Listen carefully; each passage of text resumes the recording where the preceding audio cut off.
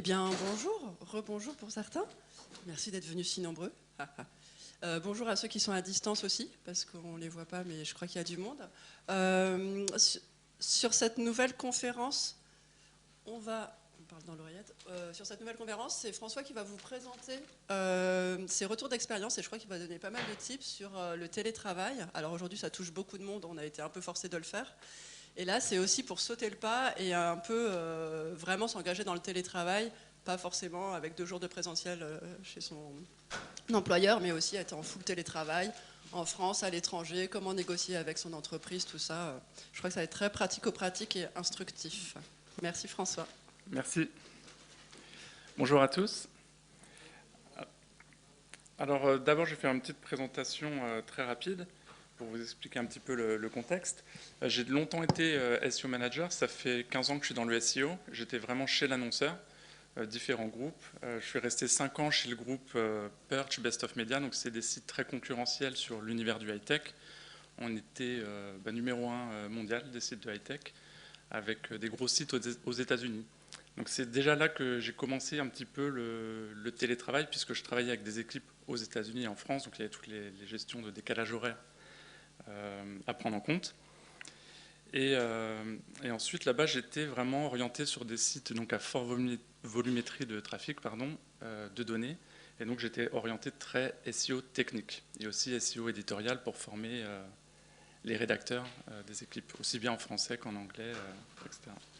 Ensuite, je suis parti sur un groupe de presse français. Donc j'étais aussi SEO manager pour faire toute la stratégie des sites.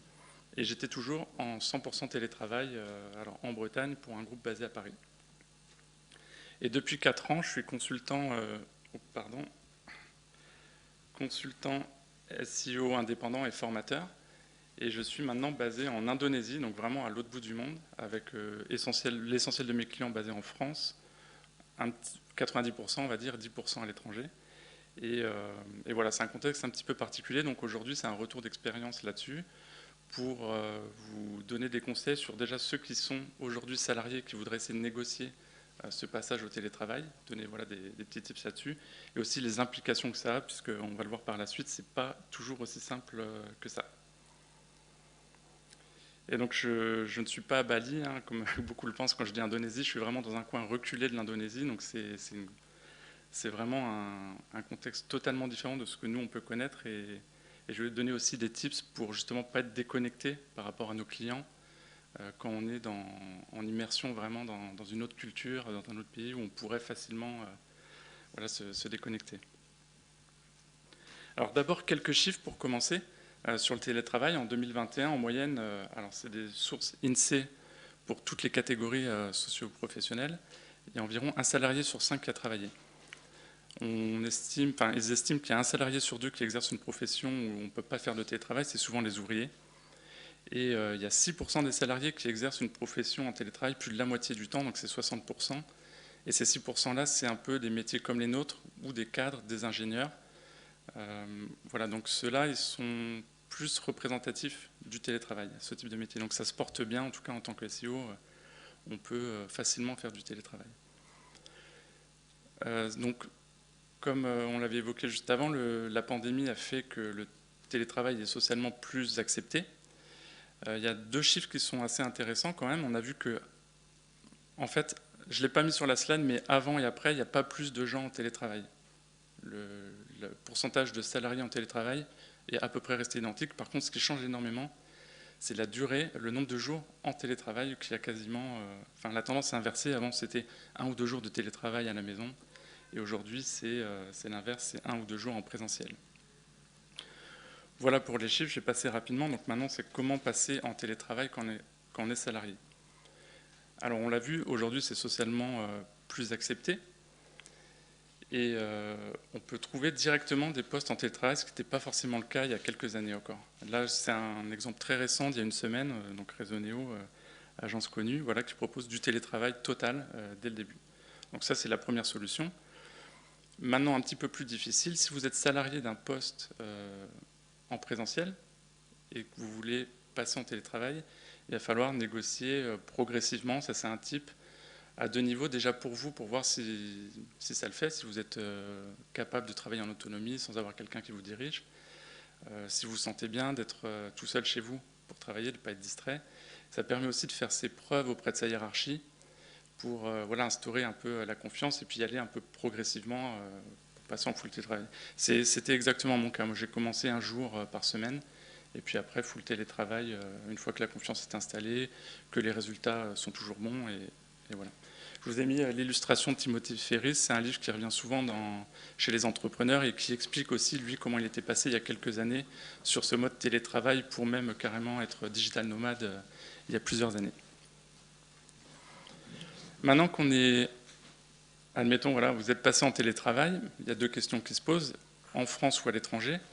Je mets cette question-là parce que beaucoup de gens veulent faire ça pour acquérir une liberté géographique et travailler soit en mode digital nomade, voyager, etc. Ou ça peut être en France, si on vient de la province par exemple, et qu'on veut se rapprocher de sa famille, avoir un rythme un peu plus cool, on va dire, de vie. Donc en France, c'est logique, mais c'est beaucoup plus simple. Il n'y a pas de... D'un point de vue administratif, voilà, il n'y a pas de sujet, il n'y a pas de papier spécial à faire. On est en télétravail et tout se passe bien. C'est aussi plus facile pour faire du présentiel si on a une journée par mois pour garder le contact avec les équipes. Voilà, c'est plus pratique. Et puis il y a aussi un impact écologique pour ceux qui prennent ça en compte dans leur vie. Si on est digital nomade et qu'on prend l'avion tous les mois, tous les 2 mois, bah, c'est un coût en carbone. Maintenant, à l'étranger, donc l'étranger, déjà, il y a le choix du pays qui se pose. Quand on part en vacances ou quand on y vit toute l'année, c'est logique, mais c'est pas pareil. Typiquement, moi, je suis en Indonésie, donc là-bas, c'est presque 40 degrés tous les jours. Si on y va 2 semaines ou 3 semaines, ça va. Quand c'est toute l'année, c'est un petit peu différent. On a un rythme de vie différent par rapport à la France. Il ne faut pas se fier uniquement aux images des réseaux sociaux parce qu'on peut être déçu quand on arrive finalement dans l'autre pays. Les réseaux sociaux, on partage souvent les bons moments, les vues voilà, qui font des likes, etc. Et quand on arrive sur place, on voit un petit peu l'envers du décor et on peut avoir un sentiment de déception ou voire une mélancolie, on va dire, et envie de rentrer en France. Donc ça, c'est une photo, typiquement, c'est ce que je fais jamais. Hein, c'est juste pour le contre-exemple. Qui a envie de travailler quand on est à la plage comme ça, on préfère aller se baigner. Donc voilà, ne pas se fier aux réseaux sociaux. Ensuite, la législation, il faut faire vraiment attention. Il y a beaucoup de gens en digital nomade qui partent avec leur ordinateur, visa touriste, et qui travaillent. Là, souvent, on est dans l'illégalité. Alors, souvent, c'est pas vu, pas pris. Mais si on veut faire ça sur le long terme, être à l'étranger, ça implique d'être très vigilant sur le visa qu'on a pour pouvoir travailler. C'est vraiment en train de s'accélérer pour la facilité d'avoir des visas type digital nomade. En février 2021, il y avait à peu près 21 pays qui proposaient des visas digital nomades. Et là, ce mois-ci, il y en a 44. Alors j'ai trouvé l'article avec la liste complète après avoir fait les slides. Donc n'hésitez pas à m'envoyer un mail si vous voulez cette liste. Si c'est quelque chose qui vous intéresse, je pourrais vous la fournir. Ensuite, il y a aussi la fiscalité. Donc là, si on est indépendant, par exemple, et qu'on va dans un autre pays, il faut être vigilant à la fiscalité. Même, on peut être résident fiscal français, c'est mon cas, et travailler à l'étranger toute l'année. Les impôts ne sont pas forcément courants, donc je vous conseille de vous faire accompagner par un fiscaliste une fois que vous avez choisi le pays, parce que chaque règle est différente en fonction des pays où vous allez aller. L'Indonésie, c'est assez simple. Voilà, le pays a une convention avec la France, il y a un accord, et du coup, c'est transparent, on n'a pas de double imposition. Donc ça, pareil, c'est des tips qu'on ne voit pas souvent, mais si on a un contrôle fiscal ou ce genre de choses, après, ça peut être vite compliqué. Et ensuite, la protection sociale est très importante.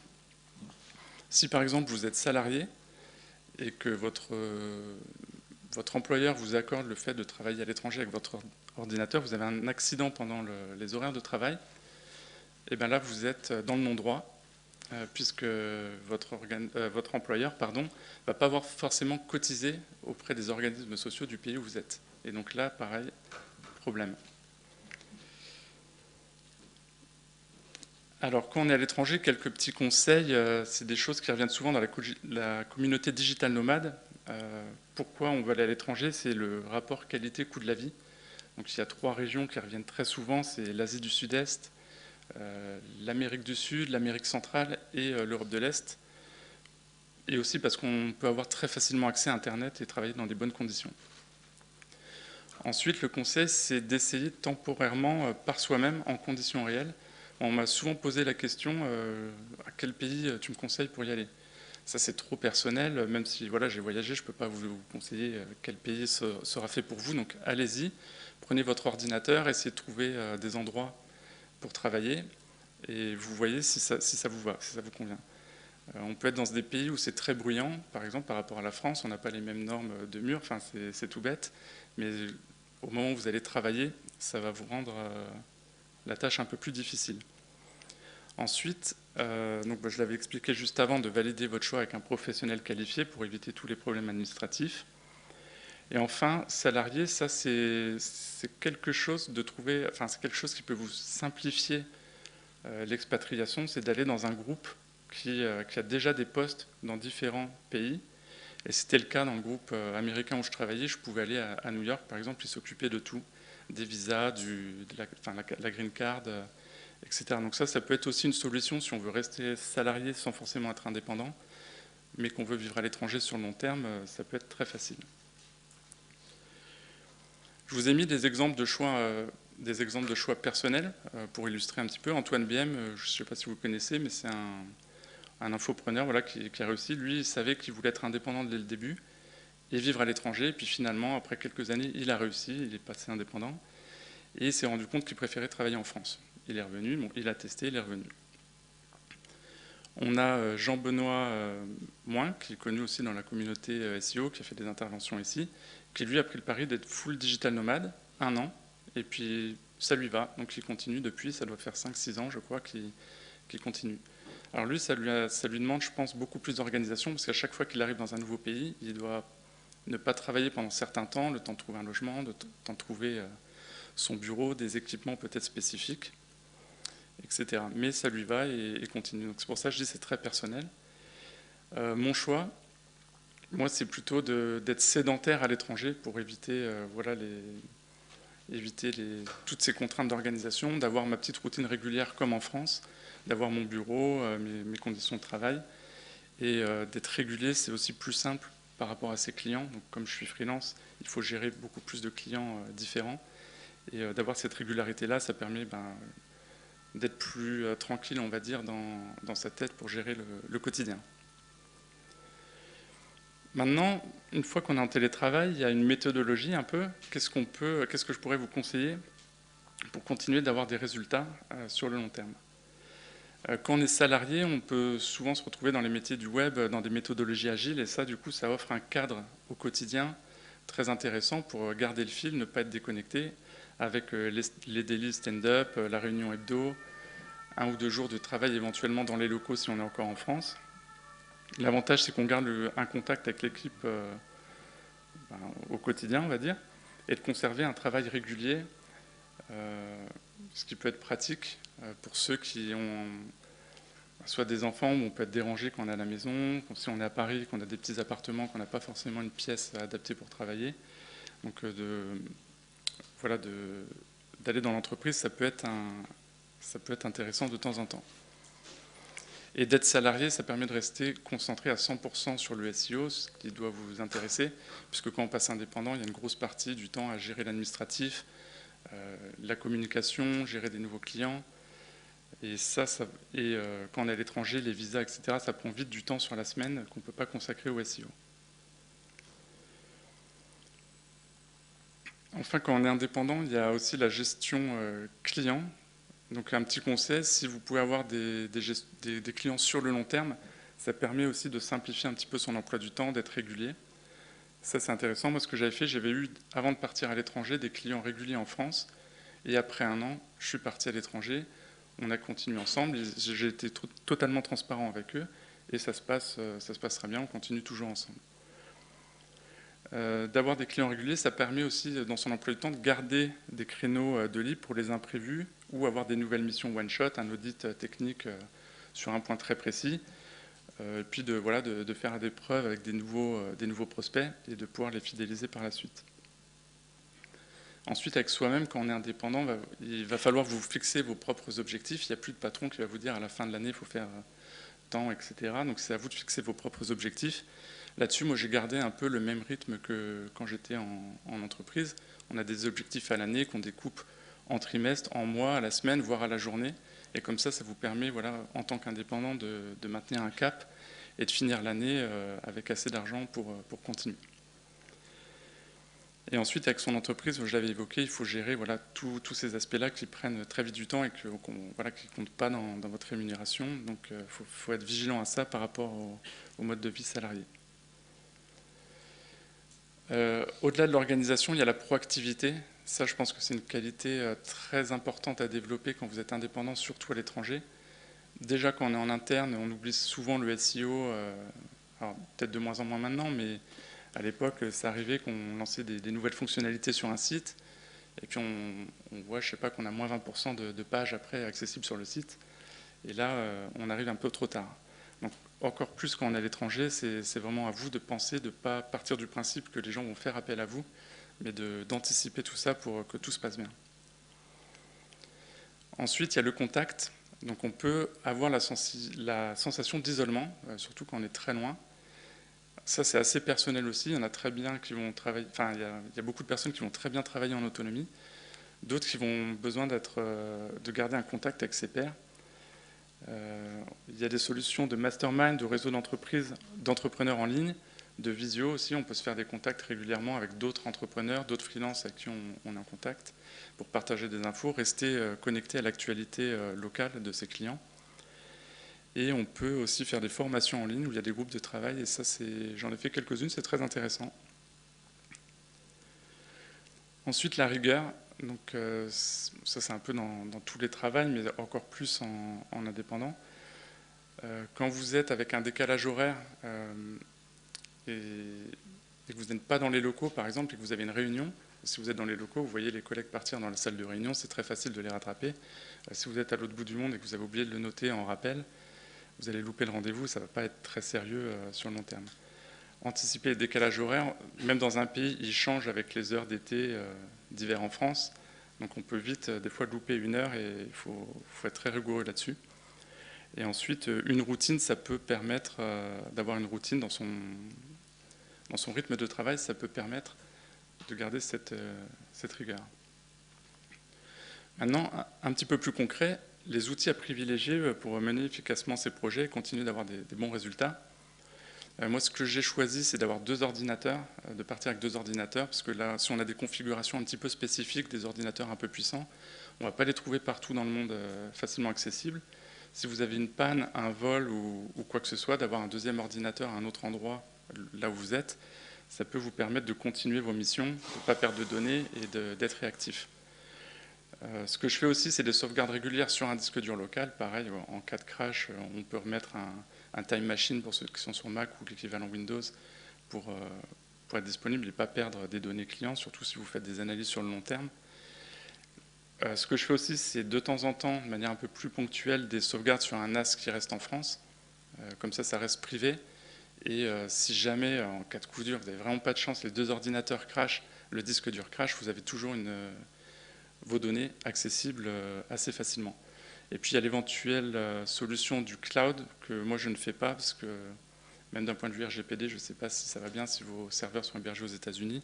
Mettre des données clients là-dessus, je ne le fais pas, mais bon, à savoir que ça existe, il y en a qui l'utilisent. Ensuite, le matériel, voilà, le fait d'être sédentaire à l'étranger, en fait, je travaille comme en France. Là, c'est le bureau en Indonésie, c'est tout simple, c'est exactement comme en France. Certains aiment travailler dans des cafés, voilà, ça c'est au choix, ça peut être bruyant. D'être sédentaire, ça vous permet aussi d'avoir un certain confort de travail, d'avoir un double écran. Petit conseil pratique, si vous allez en Asie, c'est d'avoir un onduleur, parce qu'il y a souvent des coupures de courant, que ce soit en Indonésie, même enfin Birmanie, Thaïlande, ça arrive assez souvent. Donc là, ça vous permet, si vous êtes en plein meeting, en pleine visio, de garder votre connexion Wi-Fi et d'être connecté avec la batterie de votre laptop, de ne pas avoir d'interruption. Donc voilà, ça c'est un petit tips concret, mais c'est uniquement si vous avez un bureau, parce qu'un onduleur c'est lourd à transporter. Voilà, toujours dans le confort, on peut investir dans des fauteuils ergonomiques, les bureaux assis debout, écouteurs anti-bruit, ça c'est des choses qui vont vous permettre de travailler sur le long terme sans avoir des problèmes de dos. Et c'est aussi l'avantage d'être indépendant, c'est vous qui choisissez votre confort. Ensuite, sur la partie gestion de projet, sur des petits projets, un Google Sheet, ça suffit très bien pour partager, faire du suivi, avoir une to-do list, des priorisations sur les tâches que vous allez donner à vos clients. Sur des projets plus conséquents, en général, les clients ont leur propre outil de ticketing. Donc là, il suffit de vous adapter à eux. Ça peut être Mantis, Jira ou Trello. Ce que je fais en plus par rapport à eux, c'est d'avoir un fichier personnel. Alors moi, c'est un Excel, tout simple, macro, où je vais avoir les liens de chaque client et que je cale dans mon emploi du temps d'un point de vue macro. Et ça permet de bien être efficace, de savoir ce qu'on a à faire pendant la semaine et d'être efficace tout simplement. Puis bon, les messageries en ligne, visio, c'est très développé aujourd'hui. Je trouve que Zoom marche mieux quand on est sur des connexions des fois un peu plus légères, même si en Indonésie, j'ai une meilleure connexion qu'en France. Mais voilà, après, il faut s'adapter aussi en fonction de vos clients. Là, pour rentrer sur le SEO en particulier, donc les outils qu'on installe en local, il y a le classique Excel, Screaming Frog, qui pour moi est indispensable, Gephi pour de la data vis, si vous faites des représentations de maillage interne en visuel, et Obsidian plus pour la gestion de connaissances. Je ne sais pas si vous connaissez d'ailleurs Obsidian. Il y a Notion aussi, un équivalent, mais là pareil, c'est personnel. Donc ça, c'est ce que j'utilise un petit peu au quotidien en local. Maintenant, si vous voyagez beaucoup, les logiciels en SaaS, donc en ligne, c'est très intéressant parce que c'est facilement collaboratif. Si vous faites des grosses analyses de log, des gros audits techniques, souvent les fichiers font plusieurs gigas. Et ça, c'est compliqué à partager avec des clients ou avec d'autres équipes. Le fait de l'avoir en ligne directement, on peut travailler de manière collaborative. C'est aussi une sécurité puisque les données restent sur leur serveur, donc ce n'est pas à vous de vous soucier de ça. Pareil en cas de problème matériel. C'est pratique aussi en mode digital nomade. Si vous faites sur les sites, je travaille sur des sites de plusieurs millions de pages, quand on lance un crawl dessus, il faut laisser soit l'ordi tourner pendant des heures, voire des jours. Là, si ça tourne sur un serveur en dehors de votre ordinateur, vous pouvez continuer à voyager ou être en déplacement et l'analyse tourne pendant que vous êtes en déplacement. C'est aussi un gros gain de temps, puisque si on fait de l'analyse de log, par exemple, sur Screaming Frog, il va falloir rapatrier les fichiers, les réuploader, les trier, etc. Tout ça est fait automatiquement avec ces outils qui sont à l'écran. Donc j'en ai mis plusieurs. Je les utilise tous, et là, j'en aurais pas recommandé un en particulier. C'est plus en fonction de vos clients et des budgets clients, parce que tous ne sont pas au même budget. Et ça dépend aussi du volume de pages que vous allez traiter. Mais globalement, OnCrawl et Kelox font partie de mes préférés. Et SEOlizer pour les petits sites est très facile à mettre en place et est simple et efficace. Botify, c'est un peu l'artillerie lourde, très performant pour des très gros sites et des très gros budgets. Ensuite, pour l'analyse concurrentielle, on a SEO Observer, ça c'est mon préféré puisqu'on va avoir les données un petit peu mots-clés, linking, tout en un, agrégé déjà directement, assez accessible financièrement. On a aussi Youdai et SEMrush qui sont très bien aussi à ce niveau-là.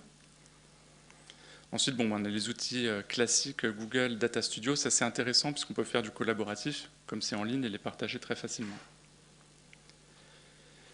Maintenant, les avantages et inconvénients d'être SEO à distance. Alors, l'inconvénient, je vais commencer par le négatif, c'est l'isolement. Ça peut peser sur le moral. Certaines personnes, finalement, reviennent sur leur idée, retournent en entreprise. D'autres, ça colle très bien. Donc, encore une fois, c'est un choix très personnel. Ensuite, l'inconvénient, c'est peut-être un des inconvénients les plus importants pour moi, c'est qu'il n'y a pas les discussions de machine à café. Et des fois, ça peut être l'occasion de partir sur des projets auxquels on n'aurait jamais eu l'idée si on n'avait pas eu ces discussions-là. Typiquement, moi, j'étais avec des équipes de scientifiques qui travaillaient sur l'algorithmique, sur même les moteurs de recherche de Yahoo. Et en discutant avec eux à la machine à café, je me suis rendu compte qu'ils ne connaissaient pas le SEO. Donc moi, ça me paraissait un peu fou pour des gens qui codaient des moteurs de recherche. Et de là, on est parti sur des logiques de maillage interne basées sur leur algorithme scientifique dédié au SEO. Donc la machine à café, c'est quand même, si vous avez un petit peu la tchatch et tout, c'est très intéressant et c'est quelque chose qu'on n'aura pas à distance. Ensuite, on peut être loin de certains événements, comme le SEO Camp. Là, moi, je suis à 15 000 km. Ça collait bien pour aujourd'hui, mais les années passées, je n'ai pas pu venir forcément. Et ça, c'est un petit regret aussi de ne pas pouvoir participer à ce genre d'événement. Ça nécessite une plus forte discipline personnelle et de motivation. Quand on est à l'autre bout du monde le matin, il faut savoir pourquoi on le fait, avoir un objectif personnel pour garder cette discipline et être efficace sans que quelqu'un vienne vous pousser derrière. Ensuite, ça demande plus d'organisation, surtout si vous voyagez énormément. Maintenant, les avantages, parce que si j'ai choisi ça, c'est que pour moi, il y a quand même plus d'avantages. C'est la qualité de vie. Typiquement, si vous avez un rythme de vie, métro, boulot, dodo, on peut vite avoir des sensations de stress, des horaires plus longs forcément, parce qu'on a les temps de transport à gérer. Là, on n'a plus ça quand on est chez soi directement. La santé, je pensais aux conditions de travail. Des fois, on n'a pas toujours des bureaux forcément bien équipés quand on est en société. Et si vous faites votre bureau selon vos besoins, vous allez pouvoir vous ménager. Voilà. Ensuite, il y a de l'amélioration du quotidien. Donc ça, pareil, certaines personnes vont être hypersensibles typiquement au bruit. Si vous travaillez en open space, ça peut être vite compliqué. Ou ceux qui sont en situation de mobilité réduite, le fait de travailler à la maison, il y aura plus ces contraintes de transport et de difficultés au quotidien. Ça vous pousse à être plus organisé, forcément, d'être indépendant, c'est à vous de tout gérer. Le décalage horaire, ça peut être un allié. Alors ça dépend où vous vous situez dans le monde. Typiquement, quand on se trouve à l'Est, Asie, et qu'on travaille avec la France, on a à peu près 5 heures d'avance. Donc quand on se lève le matin, on est tranquille, on n'a pas de notification, il n'y a pas de mail qui arrive, il n'y a pas de distraction. On peut être complètement focus sur ses analyses, sur son travail. Et ensuite, quand vient le temps de l'après-midi, on fait les réunions avec les clients. Pour eux, c'est le matin. Ou si vous êtes même un peu couche-tard, même l'après-midi, ça ne pose pas de souci. Quand on travaille à l'inverse, aux États-Unis, on se lève le matin, on a déjà toutes les réunions qui arrivent, les demandes à droite, à gauche. Et si on n'est pas du matin, c'est un peu plus compliqué. Et ensuite, une meilleure concentration. Je parlais de l'open space. Quand vous êtes dans un environnement assez bruyant et que vous êtes sur vos dashboards à calculer des chiffres et que les collègues développeurs font du nerf, etc. autour de vous, c'est un petit peu plus dur de se concentrer. Un des autres avantages d'être SEO à distance, c'est un peu la coupure avec le travail. Quand on a fini sa journée et que vous êtes dans un autre pays, vous sortez de chez vous et vous êtes directement en immersion dans une autre culture, une autre langue. C'est vraiment très facile de déconnecter avec le travail. Là, typiquement, sur la photo, j'étais avec une communauté de photographes locales. Alors, ils sont très curieux. C'est de voir un étranger, etc. La discussion est très facile quand vous êtes à l'étranger, dans ce genre de pays. Donc, ça fait vraiment une coupure avec le monde que vous connaissez au quotidien. Ça permet de développer d'autres compétences. La langue, déjà, la culture, de développer aussi l'empathie, de savoir ce que c'est d'être étranger dans une autre culture. Vous allez devoir faire attention à ça. Et c'est des choses qui peuvent être intéressantes, même d'un point de vue SEO, l'empathie, pour savoir l'intention utilisateur derrière. C'est des choses, des compétences, des soft skills un petit peu, qu'on n'aurait peut-être pas pensé, mais qui sont, je pense, un atout dans notre travail. Ensuite, c'est des opportunités internationales avec d'autres entrepreneurs, locaux ou expats. Et c'est aussi intéressant de voir, en Indonésie, il y a énormément d'entrepreneurs là-bas, il n'y a pas de chômage, donc si on ne travaille pas, il n'y a pas de chômage et tout le monde n'a forcément pas de travail salarié. Donc ils peuvent lancer facilement leur business et ils ont vraiment une mentalité d'entrepreneur. Et je trouve ça intéressant de discuter avec eux pour avoir une autre vision un petit peu différente de celle qu'on a en France. Ensuite, c'est aussi des prises de risques. Quand on part à l'étranger, on ne maîtrise pas tout. Il y a des imprévus qui arrivent, il va falloir gérer avec. Et tout se passe bien en général, il n'y a vraiment pas de gros risques. Mais ça va renforcer votre confiance et d'être plus à l'aise dans des situations qui peuvent arriver au quotidien. Et ça vous apprend à trouver des solutions très rapidement. Et puis enfin, ce n'est pas une solution définitive, c'est un peu comme en SEO, on peut tenter l'aventure, et puis si jamais ça ne vous convient pas, de revenir comme avant. Un retour en arrière est très facilement possible. On arrive à la fin de la présentation. Donc, petite conclusion, est-ce que le SEO en télétravail, c'est pour tout le monde? Là, c'est un choix très très personnel. Je pense que notre métier s'y prête facilement avec toutes les solutions technologiques qu'on a aujourd'hui, il n'y a aucun souci. Maintenant, c'est à vous d'essayer. Et le conseil principal, c'est voilà, si vous voulez le faire, partez déjà en vacances. Faites un petit peu votre essai en live, on va dire. Et puis, si ça vous convient, vous pouvez continuer. Et ensuite, ou rentrer en France si vous changez d'avis. Merci pour votre attention.